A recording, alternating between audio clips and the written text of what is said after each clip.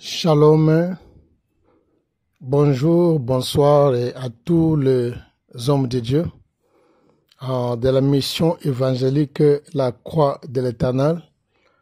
Merci pour l'opportunité qu'on m'avait encore accordée. On m'a donné 2 jours cette semaine. Ma première intervention était le mercredi. Aujourd'hui, nous sommes le vendredi. C'est ma deuxième intervention pour le même thème que nous sommes en train de parler sur, comment dirais-je, Psaume chapitre 110, le verset 3, domine au milieu de tes ennemis. Je vais encore me présenter pour la énième fois. C'est votre frère, l'enseignant Salomon Kaninga, le seul qui est en ligne. Voilà, j'ai longuement parlé la fois dernière sur la vie.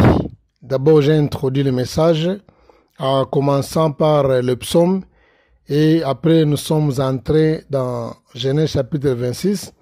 Là, on avait parlé sur la vie d'Isaac, mais on n'avait pas terminé.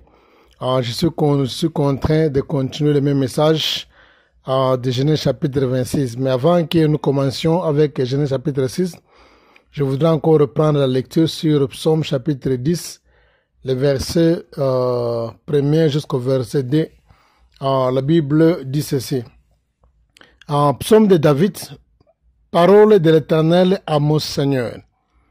Assieds-toi à ma droite jusqu'à ce que je fasse de tes ennemis ton marchepied. C'est le Seigneur qui s'adresse à mon Seigneur.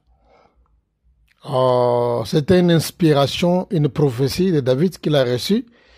Et nous le savons que on avait répété ça dans le Nouveau Testament, les mêmes versets répétés.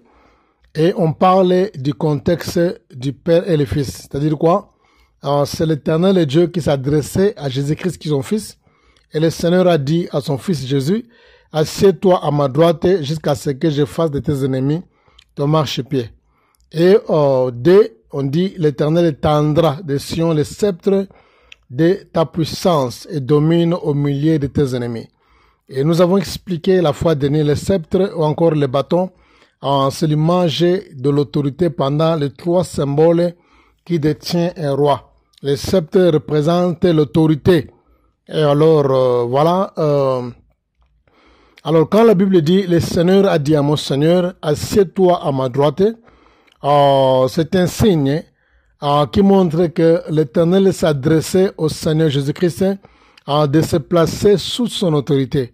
Le sceptre qui représente l'autorité, et j'ai expliqué clairement que l'autorité marchait sous une autre autorité. On ne peut pas avoir dans une communauté un apôtre et la personne qui est adjointe de l'apôtre, s'il ne veut pas se placer sous l'autorité d'un apôtre qui est supérieur à lui, alors son autorité aussi ne sera jamais respectée. Et si par exemple celui qui est en dessous de l'adjoint de l'apôtre ne respecte pas l'adjoint de l'apôtre, son autorité aussi ne sera non plus, comment dirais-je, respectée par les gens. C'est comme ça. Même un pasteur qui est rebelle devant le chef de la communauté d'une assemblée, alors ce pasteur-là, il aura des difficultés pour diriger les gens, les âmes de l'église. Les gens ne vont pas obéir. Les gens ne vont pas lui respecter.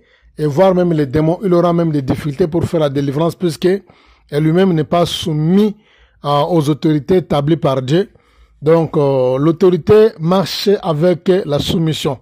Je dis bien, j'insiste encore, l'autorité marche avec la soumission. Quand tu as besoin de dominer, au milieu de tes ennemis, tu dois te placer sous une autorité. Il n'y a aucune autorité, j'insiste encore, je répète, il n'y a aucune autorité qui peut dominer sur un environnement si elle n'est pas soumise à une autorité qui est déjà établie. Et j'avais donné l'exemple, comment dirais-je, de centurion, qu'on appelle les frères, pas centurion c'est en anglais, j'allais dire les centeniers. J'avais donné l'exemple des centeniers dans la Bible. Alors, sans plus tarder, nous voulons continuer notre texte. Nous sommes arrêtés à Genèse chapitre 26, le verset 12. Alors, qu'est-ce que le verset 12 dit? Et nous continuons là-bas. La Bible dit ceci. Isaac sema dans ce pays il recueillit cette année le centuple, car l'Éternel le bénit. Isaac, il avait semé. Il avait semé où? Il avait semé dans la terre qui ne lui appartenait pas. Il avait semé dans une terre qui ne lui appartenait pas. Il est venu comme étant réfugié de la famine. Mais malgré ça, la Bible dit, comme il était soumis, comme il était sous l'autorité de Dieu, comme Dieu avait étendu son sceptre, et Dieu lui accordait le déplacement, le Seigneur était avec lui, et la Bible dit, Dieu lui avait béni au centuple. C'est-à-dire quoi? Quand il avait semé, il a récolté 100 fois par rapport à la semence du départ. Et le verset 13, cet homme devient riche, il s'enrichissant de plus en plus, et jusqu'à ce qu'il devint fort riche. Suivez un peu cette variante ici, suivons un peu comment cette phase est variée. La Bible dit, cet homme devint riche. Première variation. Deuxième variation, il alla s'enrichissant de plus. Et troisième variation, et jusqu'à ce qu'il devint fortement riche. Il devient fortement riche. Il devient fortement riche. Il avait des troupeaux de mini bétail, des troupeaux de gros bétail, et un grand nombre de serviteurs aussi. Les Philistins lui portèrent envie. Donc, la richesse que Dieu avait bénie entre les mains d'Isaac, c'était l'élevage et l'agriculture que Dieu avait béni.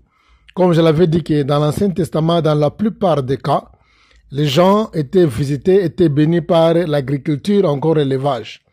La Bible dit, il était d'abord riche, Dieu l'avait rendu riche, et il s'enrichissant.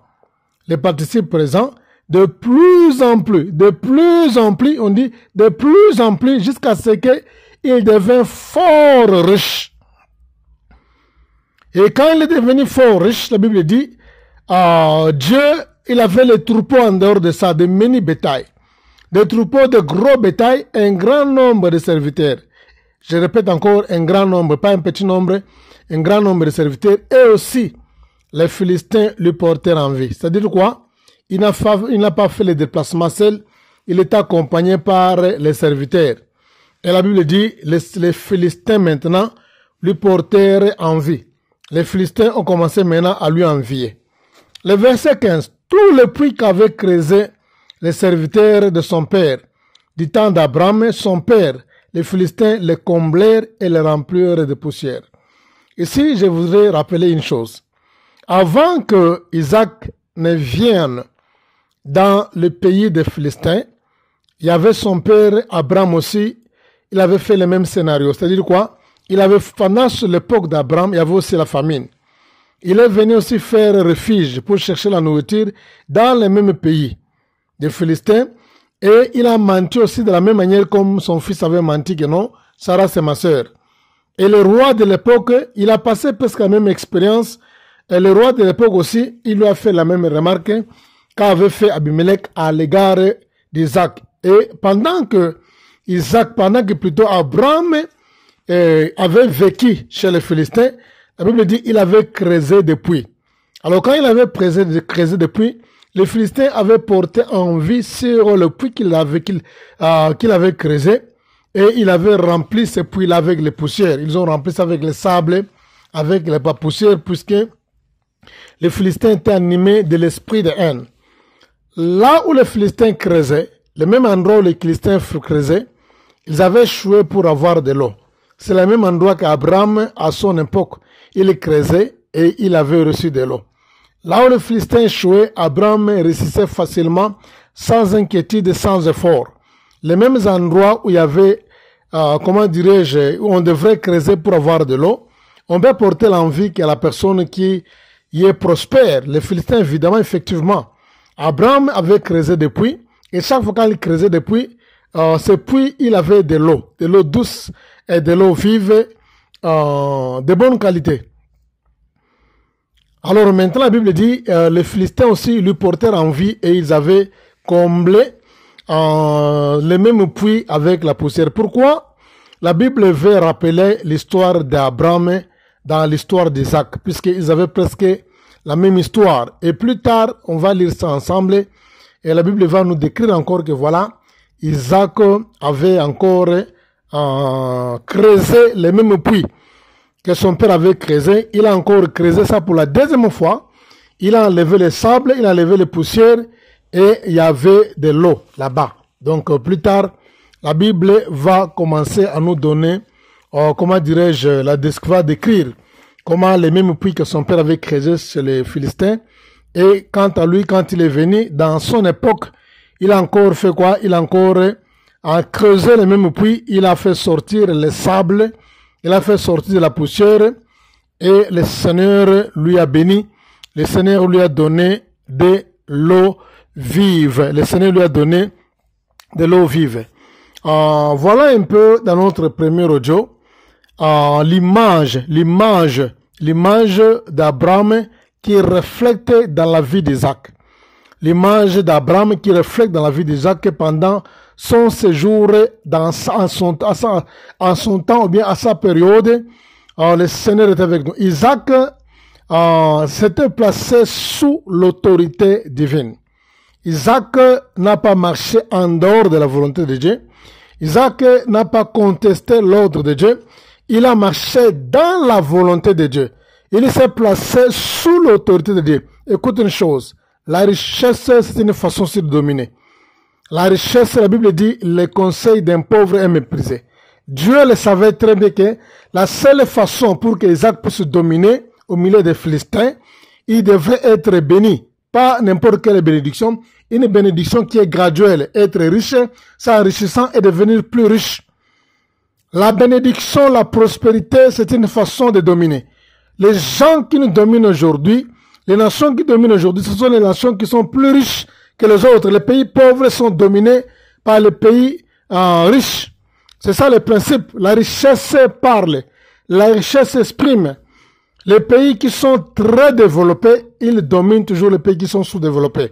Le Seigneur ayant compris ce principe, il a voulu d'abord bénir Isaac aux yeux des Philistins, sachant que si cet homme est béni, alors les gens vont porter l'envie, les gens auront peur de lui. Il vivait au milieu de ses ennemis. Les Philistins ont été toujours les ennemis d'Israël. Les Philistins, pendant plusieurs années, nous connaissons l'histoire, pendant une longue décennie, ils ont été toujours les ennemis des enfants d'Israël. Isaac vivait au milieu de ses ennemis, les gens qui ne l'aimaient pas. Voyez du fait que quelqu'un creuse un puits, on vient combler ça. D'abord, son père a creusé un puits, on a comblé le puits. Et vous allez vous rendre compte que ça montre clairement que nous étions des ennemis. On ne l'aimait pas. Mais de la même manière, son père avait dominé à son époque dans le pays de Philistins. Et Dieu aussi a fait en sorte que Isaac aussi, son fils, puisse dominer de la même manière dans un pays qui ne lui appartenait pas, malgré qu'il y avait la promesse de Dieu que dans les jours à venir, je te donnerai cette terre et à ta postérité. Voilà, nous continuons notre message dans notre deuxième audio. Merci.